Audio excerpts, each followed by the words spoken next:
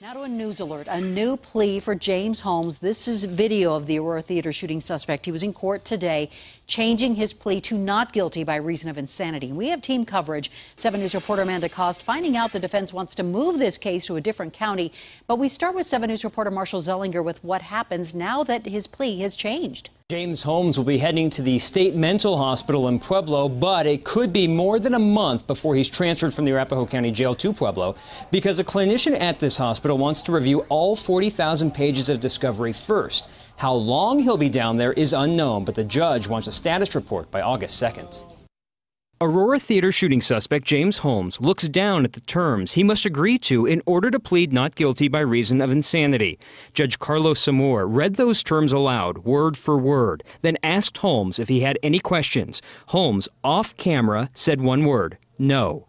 His attorneys then asked the judge for a new plea of not guilty by reason of insanity. The judge accepted. The whole insanity plea, I have a hard time with it based on some of the evidence I've seen. Marcus Weaver is among the victims who meet regularly with prosecutors. He was shot in the arm inside the Century 16 Theater. His date, Rebecca Wingo, one of the 12 murdered. The change of plea is at least progress for a case that's nearly 11 months old. Really kind of just went that we're finally moving this thing forward. The defense team keeps on wanting to push back further and further when we all want just to move on and get this done and get it over with so we can, move on with our lives. Joshua Nolan was shot in the arm and leg. He questions the intent of an insanity plea. I believe that's just his next move to personally, hurt me now on a mental factor, now on a physical factor.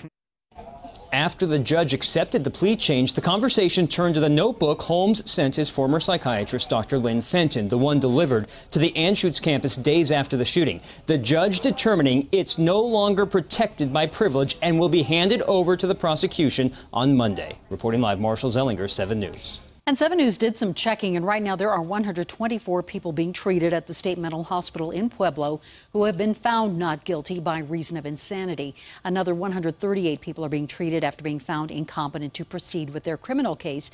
But the insanity plea doesn't always work. This year alone, 2 people have been sent to prison after jurors found them guilty after they entered pleas of not guilty by reason of insanity. Edward Romero, who killed and dismembered a 16-year-old girl, and Brett Luckett Thompson, who kidnapped and sexually assaulted an 8-year-old girl.